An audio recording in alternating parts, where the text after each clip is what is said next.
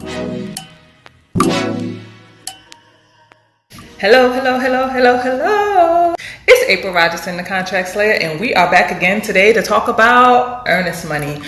Earnest money means something different if you are a buyer versus a seller.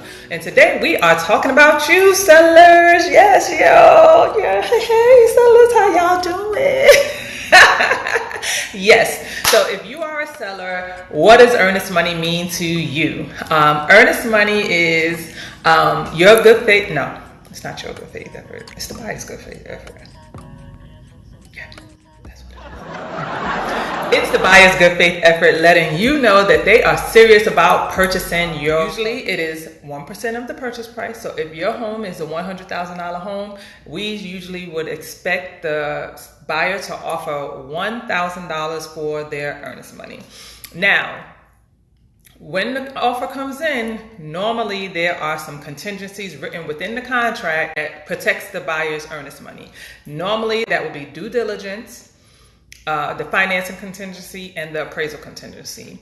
If all goes well and we make it to the closing table, yay, we made it to the closing table, that $1,000 will be deducted from the buyer's final closing costs.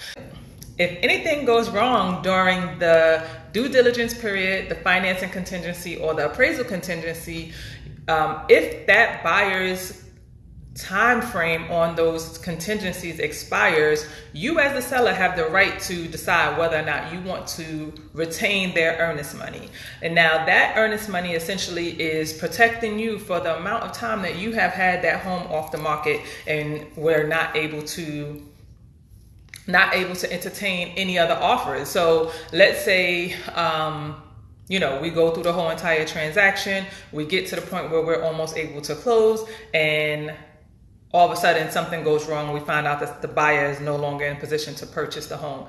That may be 30 days into the transaction. If we are out of the financing contingency, for example, we've had that home off the market for 30 days. You have every right as the seller to keep the earnest money to cover your costs and your losses for having the home off the market during that period of time.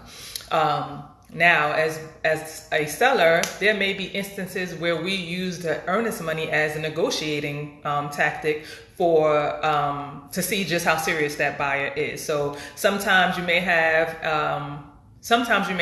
a buyer who offers less than 1% for the earnest money. So it's a $100,000 house and they only offer $500. We may want to say we want the 1%, $1,000 earnest money, and if they're not able to do so, maybe they're not as serious about the purchase as they say they are. So there are opportunities for us as a seller to utilize and strategize with the earnest money as well. There are benefits to having earnest money attached to the transaction for a buyer and for a seller, and that is earnest money. It's April Rogerson, the Contract Slayer. I hope I've answered any questions that you have in regards to earnest money.